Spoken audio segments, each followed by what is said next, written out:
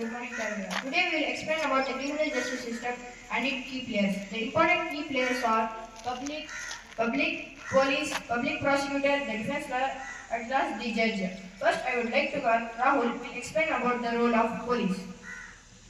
The police investigate a complaint about the crime. One of the important role of the police recording statement and witness and collecting different kind of evidence. Now, I would like to Faris will explain about public prosecutor. The public prosecutor represents the interest of the public on the state in the court of law. They need to be impartial and present all the evidence and witness before the court. Now, I would like to Hamza will explain about defense lawyer. Defense lawyer. Defense lawyer is the person who represents accused in the person facing a charge of court. Now, I would like to Said will explain about the role of judge.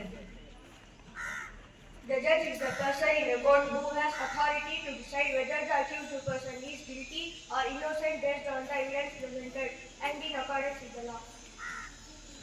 Thank you.